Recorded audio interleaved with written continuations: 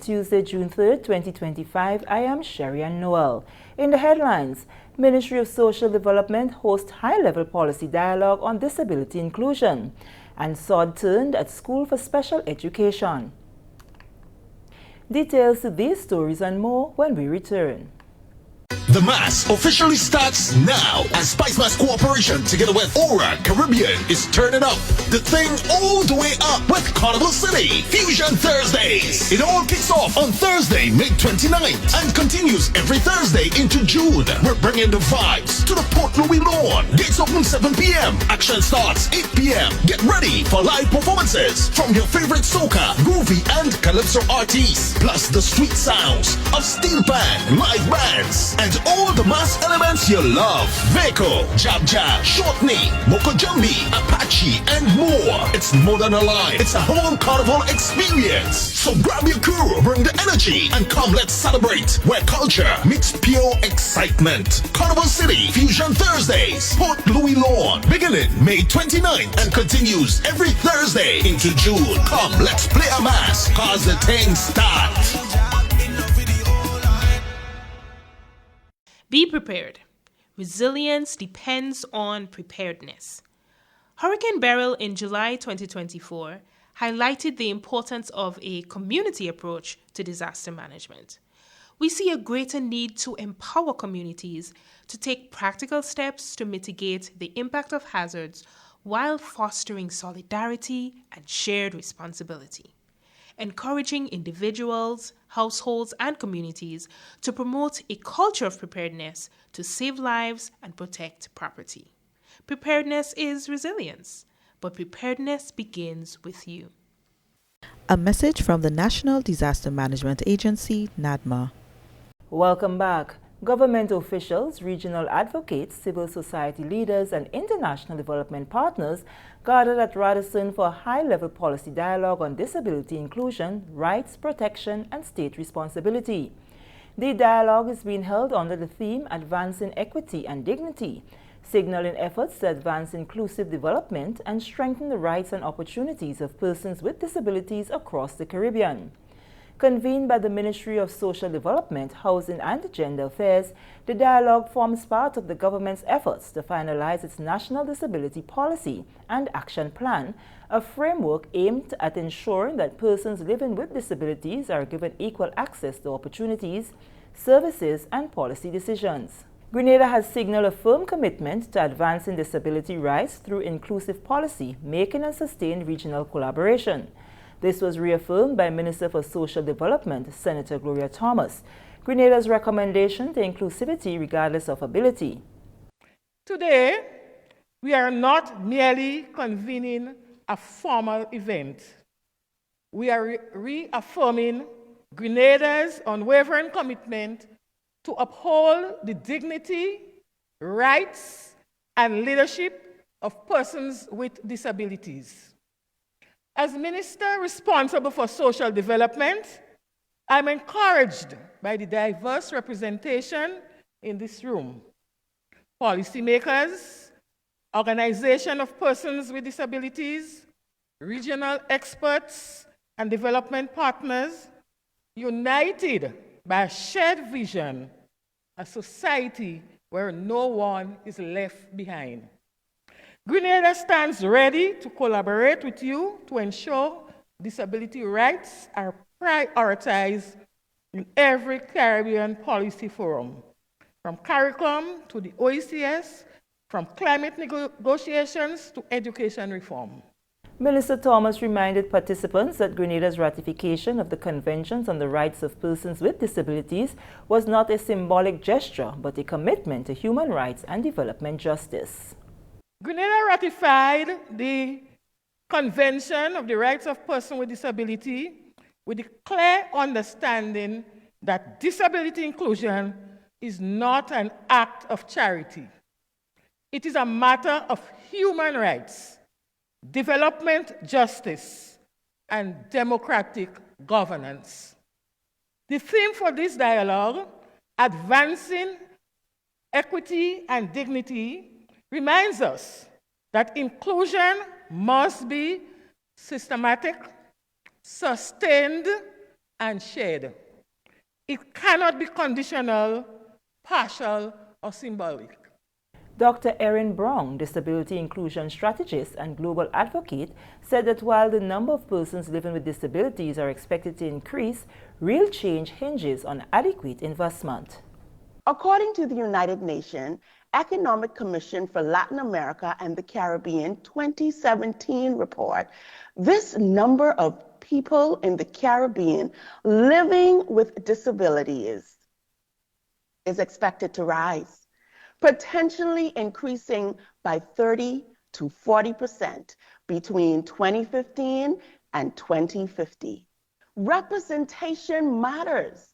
And for OPDs and CSOs to influence national and regional agendas efficiently, we must develop joint advocacy platforms, policy briefs, and inclusive communication practices. We must collaborate on data gathering and community-based research, engage in cross-sectional training on inclusive governance and budgeting, establish co-leadership models that blend lived experiences with technical advocacy. Keynote speaker Dr. Martin Batiste said the dialogue is not only timely for the Caribbean but very much necessary. From the Caribbean Development Bank's National Disability Assessment, both Grenada and St. Lucia have the highest proportion of persons with disabilities over age 60 at 47% and 57% respectively. Dr. Batiste is attached to the Caribbean Development Bank's Chief Social Sector Division.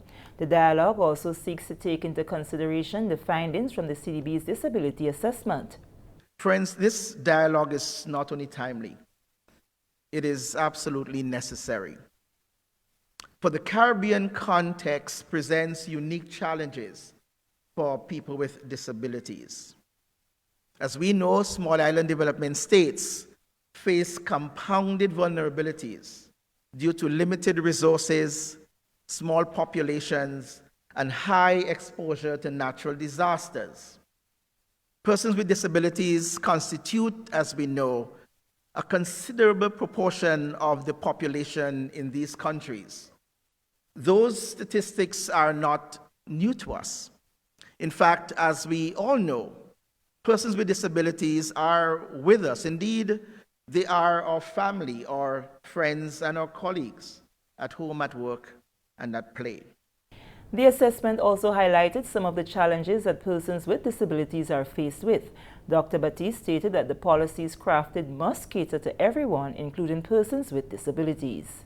We certainly want to commend our countries in the region and Grenada for example, signing and ratifying the conventions on the rights of persons with disabilities and seeking to implement as much as possible the obligations under this convention as we try to mainstream disability inclusion.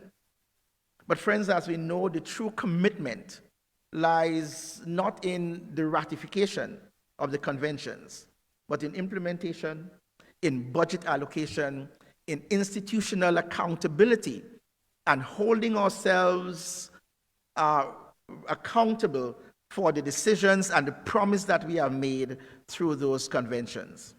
Here are some highlights of presentations during the opening ceremony. Our voices are not echoes, they are thunder. We are the little girl with the walker who dreams in color, who writes poems about the stars and wants to be an astronaut, but can't even access her school's front step. We are the young man whose mind is brilliant but locked behind a wall you call other, because his words come slower or not at all. But he feels everything, every sigh, every stare, every locked door. We are the mother who wheels herself through society, raising a child and still climbing uphill, not because of her disability, but because your systems never meant for her to rise. Lifting our voices to be given choices. Just wanna be heard. Just wanna be heard. With my voice I do speak. With my sight I do speak. Do you hear me? Are you listening to me? Moving along, the Grenada School for Special Education is set to benefit from a more climate-resilient facility following the official sod-turning ceremony for the Green Climate Fund Enhanced Direct Access EDA project, Grenada School for Special Education Expansion. The EDA project, funded by the Green Climate Fund, is a regional initiative focused on strengthening the hurricane resilience of community buildings, homes, and businesses across 3 participating islands: Antigua and Barbuda, Dominica, and Grenada. The expansion project for the School for Special Education falls under Component 3, which focuses on strengthening the resilience of community buildings. This will be the final project under this component. Mr. Titus Antoine, Enhanced Direct Access Project Manager, Ministry of Climate Resilience, provided an overview of the EDA project, which aims to strengthen the resilience of community buildings in the face of climate-related threats. The EDA project, as it's commonly called, stands for Enhanced Direct Access. The project is strengthening the resilience of 3 Caribbean islands to climate-related threats by improving the hurricane resilience of community buildings, homes, and businesses through improved flood prevention measures. The 3 participating islands are Antigua and Barbuda, the Commonwealth of Dominica, and Grenada. And both 3 of the countries are equally facing challenges to adapt to climate change related threats such as more intense hurricanes, higher temperatures, slower and lower overall rainfall. The EDA project sets out to deliver 1, small grants for community organizations, together with revolving loans for households and businesses to improve their resilience of infrastructure to withstand up to Category 5 hurricanes. A funding mechanism for public infrastructure, including drainage and irrigation, and ecosystems will also reduce disruptions in the water system and improve soil and water conservation, which are all threatened by the results of climate change. The project is valued at 22.6 million USD, or 61.02 approximately Eastern Caribbean dollars. Mr. Devindranath Bison, Senior Infrastructure Specialist with the Green Climate Fund, also shared his remarks focusing on the direct adaptation benefits of the project. GCF is very pleased to be a part of initiatives in the region. Like other regions, we are working across all developing countries, supporting investments in multiple areas, both adaptation and mitigation. This school, the Grenada School for Special Education Expansion Project, is a sub-project of a larger program. And this, we are extremely pleased to see it is selected, because projects like these, we can see the direct adaptation impact. GCF funds are expected to be directed to vulnerable communities, vulnerable people, and here is exactly, we see that in communities like these that are extremely prone to flooding and hurricane hazards, these projects are extremely transformational and impactful. School principal Mrs. Patricia Williams Prince expressed deep gratitude and optimism in her speech, reflecting on the school's journey since its founding in 1976. We started as a 3-bedroom Carifta cottage in Montrouge, then to this current location, and today we are elated to be part of another extension, the second one. That was the good. This project that we will embark on is another foundation for abundance as we strive to best serve the needs of our 52 boys and 20 girls on register at this moment. As we get closer to the dream of adequately meeting the vicarious needs of our students, today's ceremony brings us closer to making this dream a reality. Brian Tracy says it best, and I quote, "The distance between dreams and reality is action," end quote. We welcome the action today, which is the sword turning to begin this project where our students' potential will be maximized. The Grenada Rotary Club has been instrumental in the process leading up to the sod turning. Representative of the club, Alphonsus Daniel, Vice President of the Rotary Club of Grenada, gave remarks. The Rotary Club of Grenada longed for this the expansion of this important institution, and it falls squarely in one of our areas of focus. And as we say, service to humanity, that's what we do. And in keeping with our motto, service above self. So we do service, and we don't think about ourselves, but our fellow man, especially the less fortunate. And by history, let me say that the renewed interest in writing up this project started in 2017. And when we applied to BNTF, we were not successful. We were unsuccessful, but we decided to apply to the Jeff Small Grants Project. And so here we are today at this critical juncture in the life of the institution.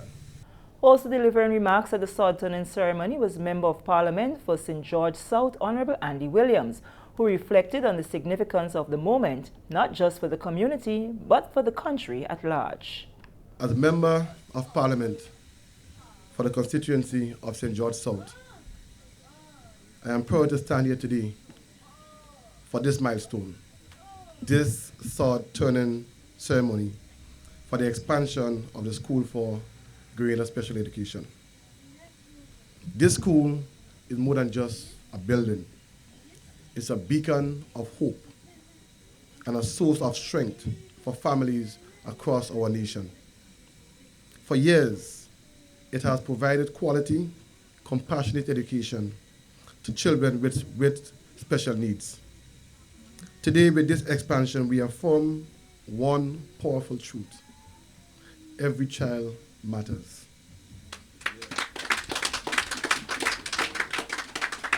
With this investment, we are creating more classrooms, better facilities, and a safer, more inclusive space for learning. For Honorable Kirin James, Minister for Climate Resilience and Environment and Renewable Energy, this project is crucial as inclusion, access, and opportunities are at the core of climate action. Today, ladies and gentlemen, we gather to commence the expansion of the Grenada School for Special Education here in Grandance. This moment symbolizes more than just the start of construction, as you would have heard that being a common theme in all the presenters and speakers that went before me. But it reflects our deep national commitment to a future where no one is left behind, where inclusion, access, and opportunity are at the core of climate action and sustainable development. Minister James emphasized that the project is not a standalone government effort, but the result of broad collaboration across administrations and sectors. Minister James gave credit to the former administration for seeing this project as meaningful. This government is all about collaboration, and we know and we have high value to us that government is a continuum. And so credit must be given to the former administration for initiating this important project, which was long in the pipeline. However, it is this administration that saw it fit to adopt a whole of society approach, one that places partnerships, community voices, and inclusivity at the heart of implementation. According to Minister James, the project embodies the core goals of Grenada's National Adaptation Plan 2025-2030. Which emphasizes the protection of vulnerable populations, the resilience of critical infrastructure, and the mainstreaming of climate adaptation in education and social development planning. We are not only responding to the climate crisis, but we are preparing our communities to thrive in the face of the climate crisis. By investing in accessible, climate resilient infrastructure at the schools, at this school in particular, including a new multi-use hall that will double as an emergency shelter, a dedicated classroom, accessible bathrooms, and an entry ramp, and a rainwater harvesting system, we are putting adaptation into action. Representatives from the Ministries of Education, Infrastructure, and Climate Resilience, staff and students from the School for Special Education were all present at the ceremony. The restoration of the 5 homes destroyed in the March 2024 fires in Shantimel St. Patrick that displaced some 17 individuals is progressing despite minimal challenges. Shakalogi, a resident of Chantemelle, is one of the fire victims now employed with the project. He told the GIS that the progress to date is as a result of shared sacrifice among the community, led by the Honorable Joseph Andal, and generous contributions from corporate Grenada.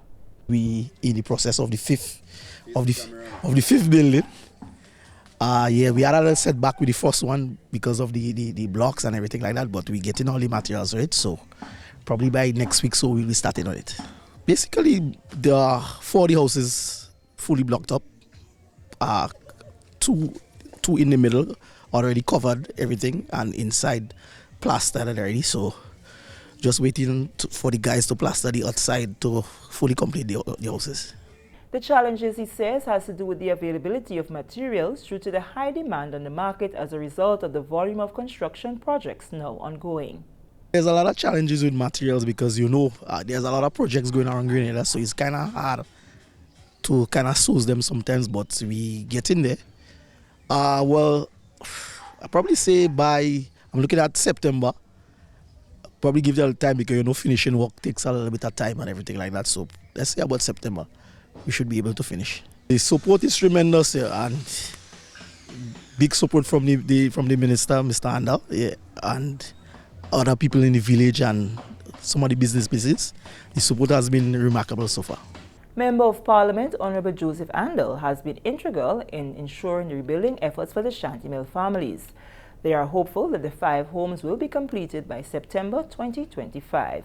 We take our first break. When we return, we'll have more on the Grenada Renewable Energy Project led by the Public Utilities Regulatory Commission.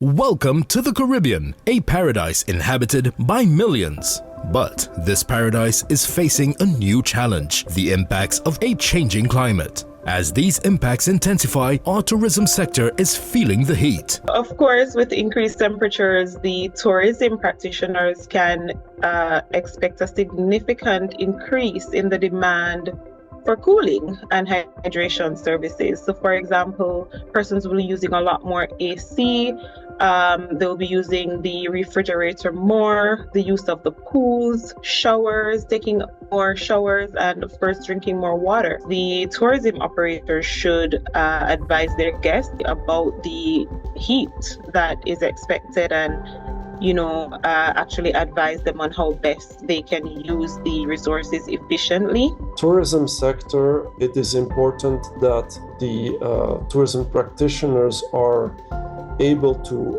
sensitize their tourists, their clientele, but also their workers to the dangers of heat. Together we can protect our paradise. Let's embrace sustainable practices, stay informed, and work together to ensure the Caribbean remains a premier travel destination for generations to come. To keep informed and learn more, follow CIMH on X, Facebook, and Instagram.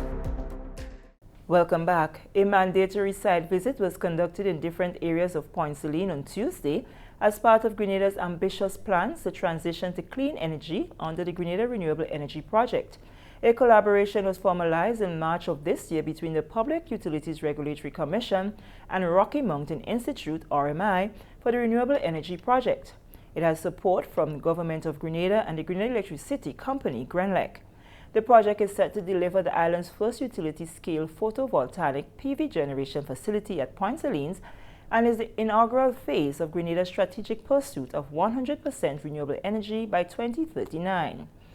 During a pre-bid meeting at the Morris Bishop International Airport Conference Room on Tuesday morning, Minister for Climate Resilience, the Environment and Renewable Energy, Honorable Kirin James, described the pre-bid visit as a decisive moment in Grenada's mission to reclaim energy sovereignty and to generate more of the power that is used for natural resources instead of volatile global oil markets.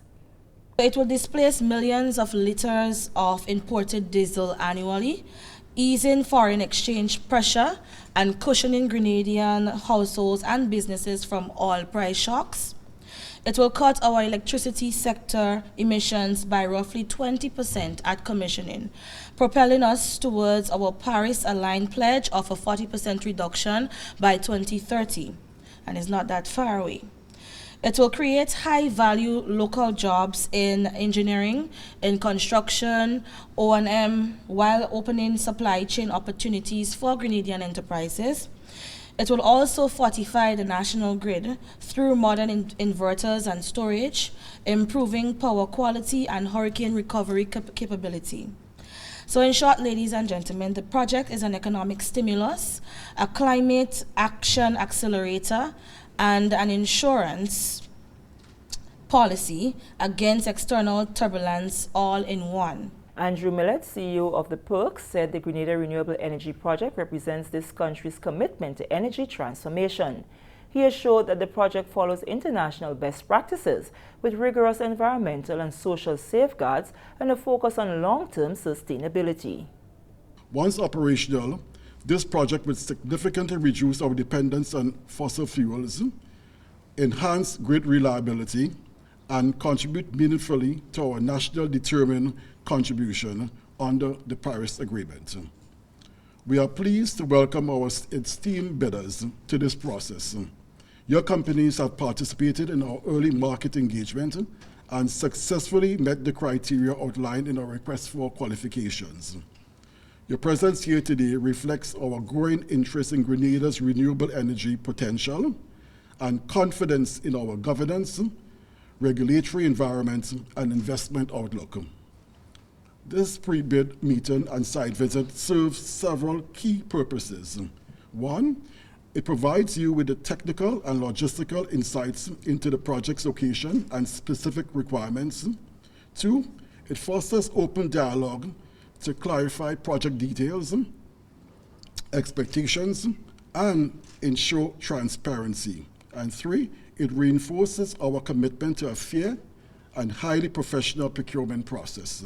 The PERC says in accordance with its legislative mandate as the procurement entity for energy generation, commenced the process of selecting independent power producers to develop the 3 renewable energy sites. This effort was carried out in collaboration with Rocky Mountain Institute, which played a pivotal role throughout the process. RMI conducted de-risking studies on the installation sites and provided procurement support to ensure the selection of the most suitable IPPs for the project's long-term success. Moving along, a team from Scala Project, that is scaling up climate ambition on land use and agriculture, recently concluded a mission to Grenada aimed at supporting the country's climate goals through sustainable waste and agriculture practices. The team met with officials from the Ministry of Agriculture and Climate Resilience and the Grenada Solid Waste Management Authority to advance a feasibility study exploring compost production as a substitute for synthetic fertilizers. The mission is part of a broader initiative under the Private Sector Engagement Facility, a Scala sub-program that supports small island development state SIDS in attracting private investment with a climate-resilient focus. Scala is jointly implemented by the Food and Agriculture Organization, FAO, and the United Nations Development Programme, UNDP, with funding from Germany's Ministry of Environment. The project is investigating whether organic waste such as municipal solid waste, agriculture residue, and food waste from the hospitality sector can be transformed into high-quality compost. The goal is to reduce greenhouse gases emissions from waste, enhance soil health, and create new climate-aligned business opportunities. Lead Technical Officer Marco Colangeli explains that the mission focuses on 2 main objectives. The first one is to understand the availability of agricultural residues and the use of agricultural residues and organic waste in general. So we are here today at the abattoir to understand what is the volume of livestock that is being butchered and treated, and what is the fate of the waste that is generated. In this structure, we've seen that there is an incinerator, so little, if no, organic waste is generated at all. But there are other dimensions and there are other value chains in the country that do generate extensive amount of organic waste. So the organic waste is available, and we know that it is also concentrated in specific areas. Then the second part of our job is to understand what is the technical and economic feasibility of producing compost and market it. So the market analysis is a second branch of our job, which we're going to continue over the next days during this scoping mission. Alongside landfill waste, organic materials from livestock and poultry farming are being considered as potential inputs for compost production. For what concerns poultry, for instance, the poultry sector does generate quite extensive amounts of waste that are currently disposed of, let's say, informally, not as formally and accurately as in the case of the abattoir here. So incineration is not common. There's one large farm in Grenada that we just visited that does have incineration, but most of the poultry farmers, for what concerns the manure, they're simply dumped in their fields, and again, left rotting in open air, so emitting methane. And the same goes with their own waste. When they do slaughter the animals and butcher their animals on farm, the waste is simply buried or dumped in their fields. So again, probably a collection system for this waste would support their operations, because they would get rid of a liability, something that basically it's there and bothers them in a way or another. But then we'll also be able to let's say, self-sustain the system if the product that we come up with can be marketed.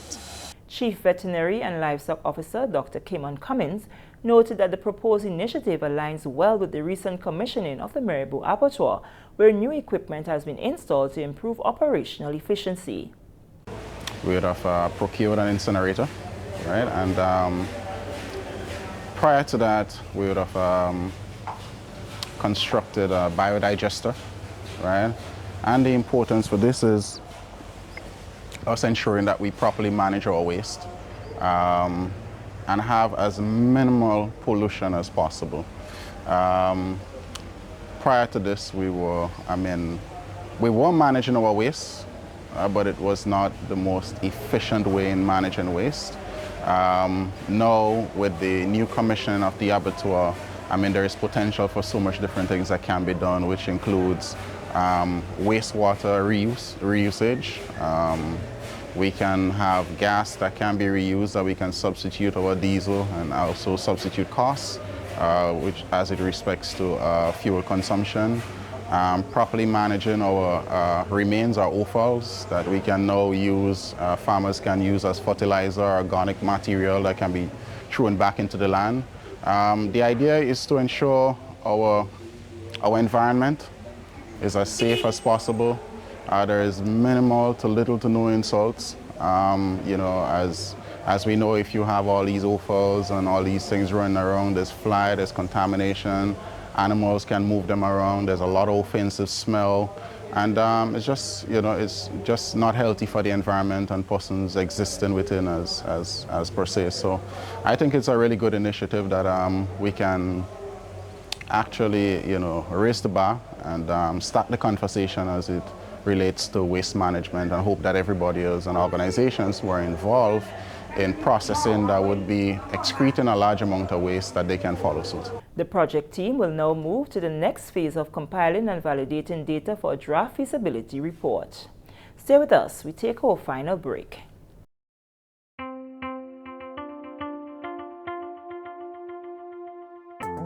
Vegetation management at GIS is one of our key components of our preventative maintenance program. So we do the majority of our tree trimming or vegetation management before the hurricane season. From our experiences with Hurricane Beryl and Hurricane Ivan, the major damage we suffered to our network was a result of trees falling onto our lines and damaging our infrastructure.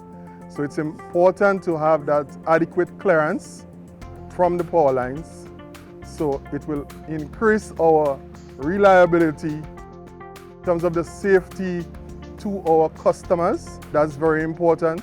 We don't want the public getting too close to our power lines. Additionally, to prevent wildfires, we do our patrol and inspections of our lines where we identify trees that are too close to the lines in terms of height or width. We need at least a 10-foot clearance, and we identify trees that are too tall, and if they fall to the lines, can cause outages and fires. We use external contractors for the majority of the tree trimming. We also use our in-house linemen if the lines are too close to the power lines, and we need the use of the bucket trucks.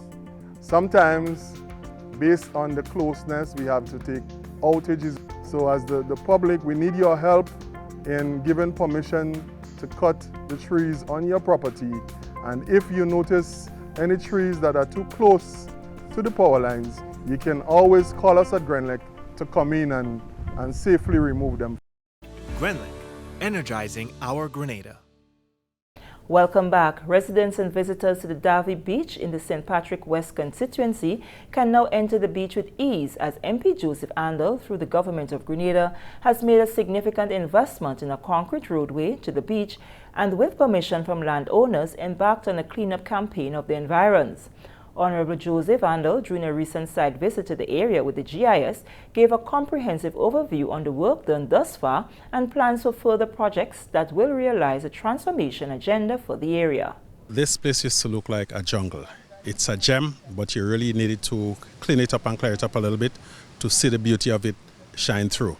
So the first thing we did was a project to bring light along the stretch of road leading to the beach and even down to the beach. So that was a project that we did via community development in collaboration with GRENLEC. It cost us roughly $28,000 to $30,000 to get the lighting in place because there are no low voltage poles in the area, so we had to pay for all of that. And then the next phase was to work on extending the road down to the beach, because certain times in the year, particularly around Easter time, there's a lot of traffic here, hundreds if not thousands of people. And if there is any little rain, it could be very, very dangerous coming down the hill or going back up. So we undertook this project to do this strip of road down to the where you're seeing it end by the cedar trees there. All of the debris that had accumulated over the years, some of it, things like old washing machines, fridges, microwave ovens and stuff like that. Some of it, regular plastic and other things like that. So we had all of that cleared and carted away.